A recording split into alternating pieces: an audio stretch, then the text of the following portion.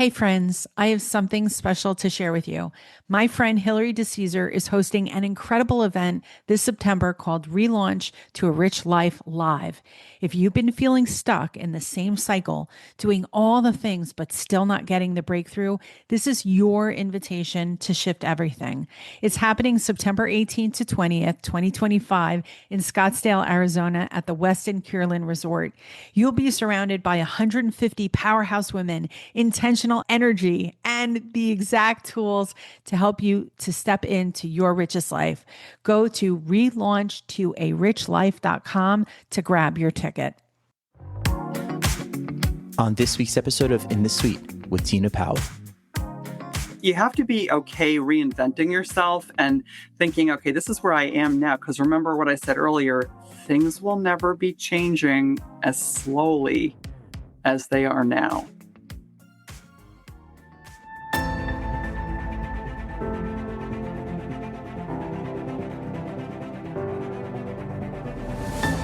Hi, this is Tina Powell, host of In the Suite, where I sit down with top women leaders and some of the biggest names in the financial services and the wealth management industry.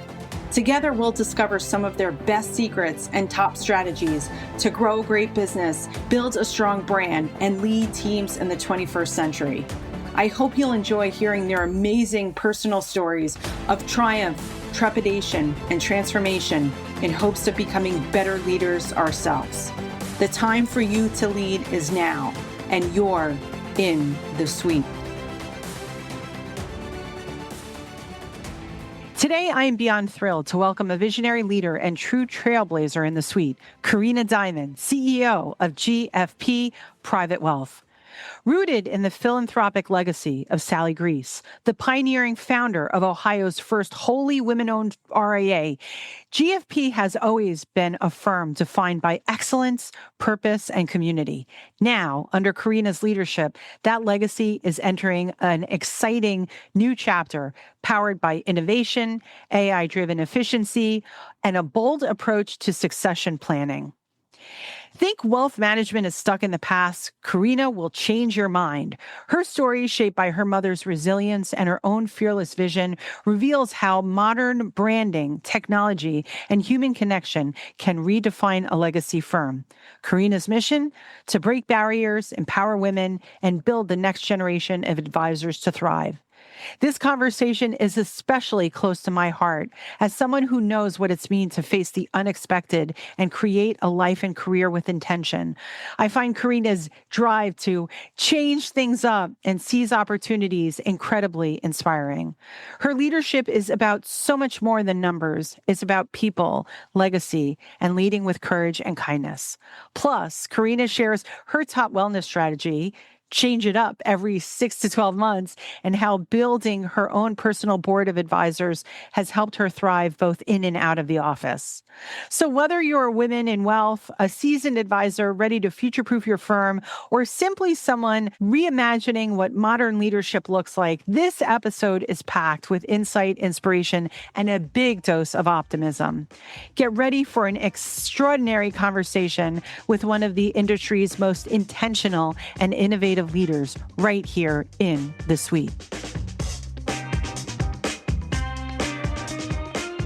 Wow, Carina Diamond, take a seat in the suite. How are you doing today? It's so great to see you. Woohoo! I'm having a fantastic day. I'm very happy to be here with you, Tina. I've been looking forward to this conversation, not just for months, okay, literally years. We cross paths at so many events. We have been to so many things together.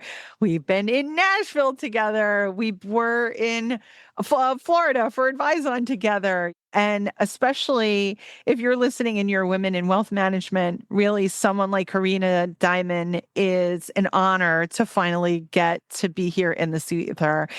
And the other thing that I love, so here's the juxtaposition of this, Carina, is like, I'm so glad I didn't have you in the suite, like even 6 months ago, because what we're going to talk about today, like, we're some new developments. So there's some really, really exciting things happening in your world, and GFP is at the heart of it. So for those listeners right now who don't know GFP, I would love for you to tell the story. Yeah, absolutely. So for about 47 years, we have been in Cleveland, Ohio. We were started by Sally Gries, and the firm was known as Gries Financial for many years. And very philanthropic firm, very involved in the community, ultra high net worth space, lots of expertise in the private investment side. And I had known the folks that worked there for many years, and they reached out to me a couple of years ago. We started having conversations. And then when an opportunity came up for leadership, they were looking for a little bit of transformation, a little bit of a change agent. And they called me, and here I am. I mean, who better than you? Sam Bojarski, senior reporter for CityWire RIA, he broke the news on April 1st. And we have a Slack channel here intentionally where we're monitoring the news and we're giving high fives and we're giving like, yes, Oh, this on April 1st, Sam broke the news, CityWire. Not only was this promotion, I think, fortuitous and really, I think, a match made in heaven for you, but you also announced the rebrand. You announced the promotion to CEO. So I first wanted to discuss the rebrand of Gries Financial Partners. You had just talked about Sally, the founder, and all of that, because a lot of the firms that we work with have had rebranding, like what I'll call like pull and push struggles. Like, should we do it? Shouldn't we do it? And I think who better than you kind of coming right off the heels of that and making an intentional move to that. So why did you rebrand? yeah, well, I mean, no one probably more than me appreciates the value of a brand and of a female-run organization. So Sally was absolutely ahead of her time, and she still sees clients. So she's pretty amazing. But the firm has grown, obviously, and we're no longer a family office that mainly works with friends and family. And there's pluses and minuses, right, to having your name on the door. We collectively wanted to express that we have a whole team here now, and of different generations, of different expertise, and different last names. So we didn't want to completely abandon it, but GFP, Gries Financial Partners, we shortened it, and you're not giving yourself any credit, but intentionally was a huge part of that rebrand. So we'll always be very grateful to you and your team. We appreciate the mention here. I think the big takeaway is you are someone that has a brand ethos built in your DNA. You understand it. You get it. No matter what umbrella, what company that Carina Diamond has been in, you've always had an overall awareness. And for anybody listening here, like a brand is the perception of what people think about you when you're not in the room. You had touched upon Sally Gries and her incredible legacy. Everybody listening, it's GRIES. It's amazing. This woman is a pioneer in Ohio who built the first wholly owned, women-owned RIA. Alongside her late husband, they have done incredible philanthropy work. You can look at them on YouTube. I mean, I don't think that there has been an origin story and a foundational story of an RIA that's been more prominent than Sally Gries. So how do you honor her vision while bringing your own leadership and perspective? Because you're CEO now of GFP Private Wealth.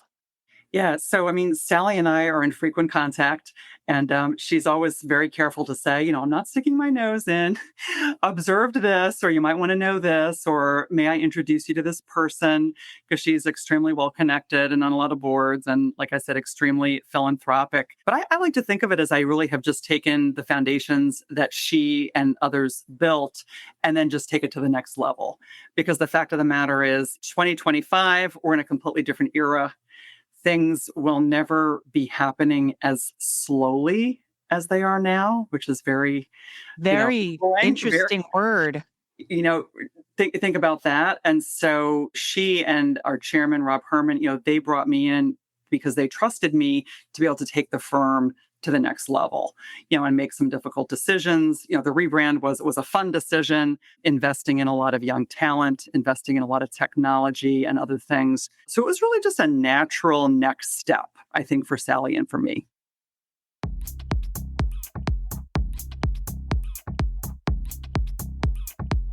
Here you are. You start at Gries as Chief Growth Officer, and in true Carina Diamond style, you were promoted to CEO after 5 months. And a lot of our conversations here in the suite have been about promotion, have been about stretch assignments, have been about negotiating, have been about putting yourself in a position of being comfortable and uncomfortable. So the question that I've been dying to ask you is, was that intentional or did the opportunity just fall in your lap? It happened organically. I mean, really, I know when I was speaking with Rob Herman, again, our chairman, originally about joining, he said, we really want what the Carina Diamond brand stands for. The work with young people, bringing them into the business, the internships, of course, the promotion of women, as well as, being good at organic growth and inorganic growth. But he just said, we like what you stand for. We want more of that at the firm. So when the opportunity arose and I was asked, I said yes. I love that organic origin story. I think when you're in a really good place that people feel it. I'm about to celebrate my 3rd year anniversary here at Intentionally. We just celebrated our 4th year anniversary. We've been in existence for 4 years. It feels like much longer than that. But I think if you surround yourself with the right people, make sure that you're in the right environment allows you to do your best work. 100%. I mean, that's what they say about culture. And I found the culture here to have no sharp elbows, feel very welcoming from day one. That was very important to me when I was making my decision to join, and found a lot of people that really had so much talent and just were ready for the next evolution, the next step in the evolution, I should say, of the firm. And I was just very humbled in a lot of ways to be asked to take on that role. Also, too, one of the things that I wanted to talk about is you can't have a conversation about innovation and leading the future unless you're talking about tech tools and specifically AI. Yes, you guys, we are going to absolutely mention AI. But one of the things that you've been able to do is you've been able to engineer in an innovative environment, whether or not that you're talking about tech, Carina, or whether or not you're laddering like new talent and really helping to shape the development of the future of wealth management. So like, what are you seeing right now? What's in your toolbox right now? What's in an advisor's toolbox right now, ideally? So I think whether you're an advisor or you're in leadership or both, always have to be looking around the corner and what's next. And I mean, AI isn't what's next, it's what's here now. So I think the normal technology is table stakes. We're big Advise-On users, but we've been adding on things like, just little things like Calendly, things like Jump AI, things like that, some tax sure prep and some tax AI related software as well. But I want to take it further than that. And I recently chatted with someone who consults on AI to advisors. And I started by saying, well, tell me what the best firms are doing. And then I caught myself and I said, strike that. Tell me what the best firms should be doing. And he started laughing because he said there aren't a lot of best practices yet. And people really are afraid of it or really aren't using it. And I said, let me tell you something. I said, I got my pants rolled up. I'm jumping in already. I'm getting more than my feet wet here. I am very excited. And so we are literally starting to use it in a lot of ways. We're bringing in a consultant to kind of teach us some basic things about LLMs and how to use them. And I think it's really exciting everybody. So who would think that the CEO is bringing this in and it's not like bubbling up from the bottom, but our younger team is all over it. And they have the energy and they know where it's at. We formed recently. I was frustrated by too many emails. And I said, guys, I'm getting way too many emails, and a lot of them are from everyone here, not even outside. So we formed this, we called it inelegantly the Email Efficiency Task Force. And they solved the problem in about 2 meetings. Oh, I'm curious. How did they solve the problem? Kind of incredible. Well, using Advise-On a lot more to store information. Yeah. But the bigger point is that now they came to me and said, we just want to make this the efficiency task force. And I'm like, that's what I'm talking about. And now we're bringing in some of the AI tools to that. And really nothing is off limits. And we're trying to look at all aspects of the business, do some priorities, probably start with SOPs and, things that are more behind the scenes. But I think the sky's the limit. And I don't really care what other firms are doing. I'm going to be ahead of that curve. Oh my God. I love that. I so love that. Unapologetically putting the stake in the ground. I'm going to be ahead of the curve. A big shout out to our friends at Advise-On. I think it's so smart to hire a consultant. My thing, Carina, is like, I don't understand what, because, I worked in an RIA for almost 10 years, right? Whereas a partner, and we sold that firm for succession and then went into agency work. And that was about almost 8 years ago, 9 years ago. And I don't understand why more leaders just don't have a conversation around it. Like, just because you have a consultant and you have a conversation about it doesn't mean that you have to actually do it, but you don't know what you don't know. Kudos to you. You and Kelly, my business partner, our CEO and founder of this firm, also too, is building her own chat GPTs. And so none of us grew up with this stuff. And it kind of reminds me of like the internet, and it reminds me of social media, and it reminds me of podcasting. It reminds me of video. Like, there was just like an open field, and you have a choice whether or not that you're going to lean into that or not. But I just love to experiment on myself too, and do a little training. I did complete the Google AI certification course from Coursera. You guys, anybody listening, it's $49. Get it on Coursera. It will take you about 13 hours to do, but so refreshing. I love how you think, Carina. It's the kind of thing, once you see what it can do, you can't unsee it. Let's take a moment to talk about growth. If you're in financial services and wondering how to move the needle on metrics that truly matter, pipeline, revenue, profitability, you need a marketing partner who gets it. And Intentionally, we're not just any marketing agency. We are the go-to growth consultancy for fintechs, RIAs, custodians, broker-dealers, and asset managers. Our team of cross-functional growth specialists works seamlessly across your firm to accelerate results. Ready to get intentional? Email me at tina@growintentionally for a complimentary strategy session that starts transforming your growth engine today. Now, let's get back to the conversation. Are there any other trends that you're seeing? Again, I just saw you on the Advise On panel. And are there any other like bigger shifts or anything that you see coming? Because you're building a young team, you're very innovative, you're incorporating the latest technology, and we've got a lot of listeners here. It's back to succession, I think, more than ever. And I think leaders, and myself included, I'm always looking for more and better ideas on how to incent young talent, attract young talent, keep young talent. I think we're doing a good job on those things, but I'm never satisfied. I'm always nervous. I'm always uncomfortable. Like, are we good enough? Are we good enough to remain the employer of choice for these people and that we're training and investing in? We don't want them obviously to leave because there's something we didn't do. So I'm always keeping an open door and walking around and talking to people and just making myself accessible just to understand what I might be missing. And one thing that's popped up recently from several of our younger team, they're so brilliant and there's so much potential that it's really awe-inspiring to me. But one thing I started to hear, a common thing, was that they want training, they want leadership training, they want management training, because them watching us is not always the best way, because many of us in leadership, we didn't have any training. We figured it out the hard way. We got our butts kicked, and then we were being trained by people who got their butts kicked, and maybe that wasn't the best way to learn how to lead. I had to undo things, some of the things that I did in the past, because they maybe weren't always the kindest or the most effective. And you really have to kind of peel that back. And so I think one big area is looking for giving them the opportunities, but then what kind of training can we also offer them? I would love for you to kind of give us advice. So it's a take on Kelly's podcast. Don't do that. You guys should all be listening to that. One of the things that she asks people is like, what aren't we doing today?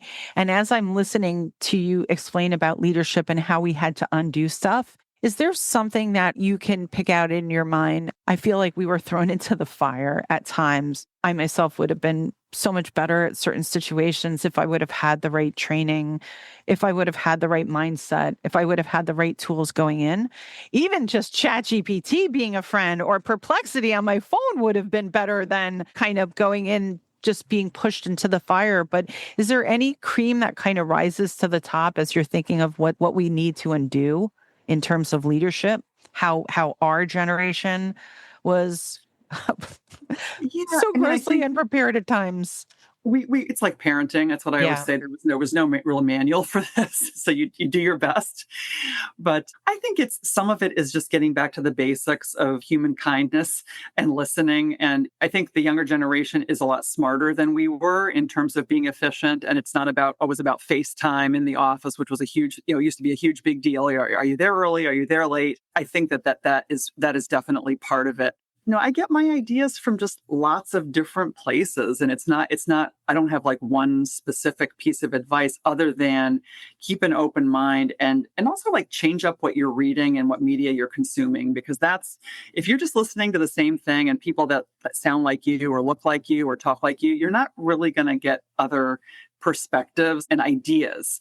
I know when I travel, I'm kind of old school. I like magazines still, like real paper magazines. And I try to change up every year what I read. Like I drop something and then I add something. And right now I'm back on Wired magazine, which is kind of tough sometimes to get through. But it sort of rotates back on every couple of years because I go, yeah, I missed that because I used to read some cool tech articles. Well, one of the things I want to say is how you've been able to model a career and model that leadership in terms of how Carina, you have an MBA in finance, you're a certified financial planner, you're an accredited investment fiduciary. I think one of the things that I'm deeply curious about is like this next generation. It was so part of our upbringing. Get your undergrad, get your grad, get your 65, get whatever. And depending on the career path, how important do you think it is for women, particularly who want to occupy the CEO role, for them to get additional certifications, education, MBA training, whatever that is? I think it's very important, but not always for what you would think. So, certainly an MBA can give you some of the hard skills that you might need to be a CEO, all of those other ways to get those skills as well. What I notice with younger women in particular, that having designations is a confidence builder, and it also can open doors, and it can open doors to networking, but it can just like, hey, I got my CFP. Like I often tell people, get the paraplanner if you're not sure about the CFP. The AIF is another one that you can get in a shorter period of time. I think Broadridge does excellent work with that AIF. I think it's underrated. I think more people should get it. But I think equally important is winning awards, doing speaking engagements, or writing articles if you're not maybe comfortable being public facing, because all of those things start to establish what you're about and your public persona, your reputation. And they also give you the opportunity to even think about what that should be. Because sometimes you don't really know, like until you're like in an interview like this, like, oh, is that what I do? Because you're talking about it with somebody else. But clients and also talent, if you're recruiting people, they want to be with a winner. They want to be with a winner. They want to be with someone who stands for something. And so I think it's important that, if you get an opportunity to speak somewhere, if you get an opportunity to write an article, and you might say, well, hey, I'm not getting paid. I had a longtime girlfriend, top executive, PhD, and she said, you're wasting your time. You do all these speaking engagements for free, and they're taking advantage of you. And I really thought about it for a while. And then I decided she was wrong because Good. I get so much out of whenever I speak, like whether it's a podcast like this or on stage, that I get so much. I feel like I'm giving back.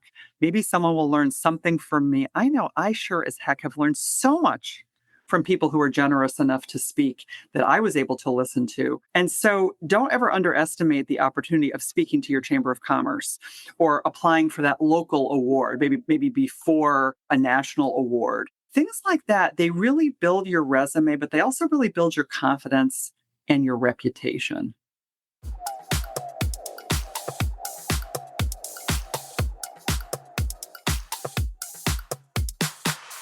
One of the other bold ways that you've been able to show your leadership, Carina, has been in your own brand, right? You realize the power of a personal brand, whether that be a lot through your activity and the actions in the wealth management industry. But you also formed Stella Segunda Partners before you were, at Gries for a period of time. So I wanted you to share a little bit about that step some women listening again I just literally talked to somebody the other day. She was this close, Carina, to starting her own consultancy, and she didn't do it. The job opportunity came her way. But what advice would you share about Stella Segunda? And I have to know the meaning behind the name. I remember asking about it years ago, but it's been a while. So Stella started, I had sold my firm and was, kind of in that limbo period where like, what do I want to do when I grow up? What's next? And I've always been known for succession matters and issues and some diversity issues, trying to bring younger people and people of color and women into the business. And in my mind, I wanted to have a business called Next Star because I thought like it could just mean so many different things. But of course, there were a million firms that had Next Star in the title. And my significant other, Dr. John Goldsby, said to me, he goes, well, I wonder what that is in Latin. And there you go. And that's how Stella Segunda, which is it's like second star, but it was the closest to Next Star that I could find, and it kind of rolled off the tongue in a little alliteration. So that's the origin of the name. And yeah, I did some amazing work. I would say sometimes life brings unexpected situations, and I was like, okay, what do I want to do? I thought about the succession, and then what ended up happening was, in the couple of years that I was focusing on Stella, I can tell you honestly, I met more people and more interesting people than I had planned like the prior 10 years, just different people I was meeting. And I got work that I never would have imagined. I mean, Progressive Insurance hired me to be a consultant for their financial wellness app called Stretch Financial. And it was like, I'm working for a startup fintech. That is so cool. How crazy is that? And working with a very young, diverse team. And I mean, it was a phenomenal experience. And then I also, at that time, I ran Diversitas for the University of Akron, which was a national diversity program trying to get more people into wealth management, people from all different backgrounds. And I had been involved with Diversitas for years, but I actually ran it for that last year. And again, just what an opportunity. I mean, just unbelievable. So, and then GFP came calling. So it's just, you have to be okay reinventing yourself and thinking, okay, this is where I am now. Because remember what I said earlier, things will never be changing as slowly as they are now. Well, the word slowly here, even before Stella Segunda, you also had 14 years at Flourish Women in Wealth. That's Carina, 14 years. That is a long, long time to be in one place. Was, I guess, that the start of your women and finance? Yeah, I mean, I was working at the accounting firm SS&G. I was running their wealth company, and then I started Springside, the RIA. But while I was doing that, I started Flourish Women in Wealth, which in its day was one of really the first educational programs for women about money. Now there's many great ones, but at the time it was unusual. And I had this vision of getting women together to talk about money in an unintimidating way. And I, begged friends to come. So I had like show up, and I bribed them with shrimp cocktail and wine. But it grew to be, we did dozens of programs. It was really wonderful. It did become a big part of my brand, ended up winding it down just on a very high note. But just, I got to the point, I was like, what, as successful as this is, it did its work. And now it's time for me to kind of shift a little bit. And I really started to double down on women's leadership. So not so much the financial end, which is still a part of what I do all the time. But I really started to double down on women's leadership. And that's really when I started what I call Diamond X, which is for graduate student women and teaching them leadership skills. And we're in year 6 on that, which is like shocking to me. This is beautiful. Okay. This is incredibly inspiring to everybody that's listening right now. So thank you. We had touched upon your mom, and I'd like to talk about her. And I'm, again, very, very deeply sorry for her loss. We both come from powerful mothers who had a profound impact on our life. And I thought that it would really be worth it to spend some time. Her obituary is so inspiring, and she's a woman of high intellect, courage, adaptability, an extraordinary career. And I'm like, okay, so there's Carina, exactly in her mother's image. Yeah, it's my mother was a refugee in World War II. She was in Estonia and ended up in the displaced persons camps, and ended up in America eventually and in Ohio eventually, and that's where she met my dad. And I know I will never be able to understand what she went through, but I don't know if Tina, if you've ever been to Fort Knox. I have not been to Fort Knox, but I have a vision of Fort Knox being like this place where there's like gold bars lined up. And I mention that because that's what our house was like. Like if you opened a cabinet, because of her war mentality, you would see like bags of sugar piled up, bags of flour. She was a baker, bags of chocolate chips, like lots. Some would call it hoarding today. Um, she was planning and she was Yeah. trying to protect her family. I thought that was just normal that people had 50 pounds of sugar in their basement. That's so wild. But I think that definitely influenced me in terms of being a planner, even just, I'm Mhm. a certified financial planner, but just a planner generically and, hoping for the best, but planning for the worst and what can happen. So yeah, her loss is definitely pretty profound. I love the legacy that our moms have left us. One quick secret here in the suite is this is episode 98 and mom's episode is 100. So so my mother, who I already started her questions because she's like, what do I have to say? What can I talk about? And I say, there's so much, mom, that you can offer that I want to document for so many reasons.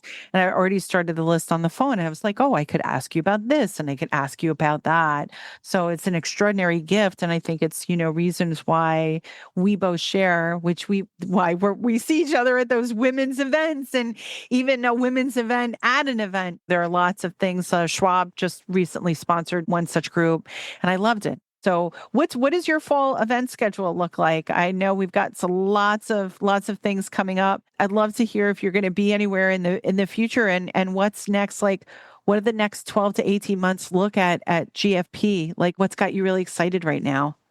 Whew, it's a lot of questions. I know. It's no, it's all good. 12 to 18 months feels like a lot of time right now. Right now, I'm focusing on the next 6 months here. We are having a major event in 2 weeks for clients at the Cleveland Museum of Art. We were a sponsor of the Takashi Murakami exhibit, I don't know if you know him, but he's like partnering with Louis Vuitton and Billie Eilish. And he's a very hot Japanese artist.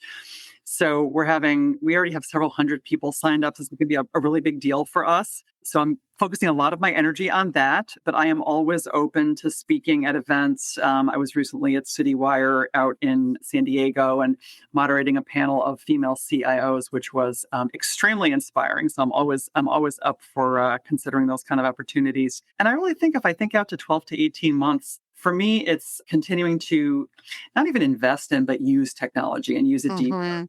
And be more efficient and continue to develop our people.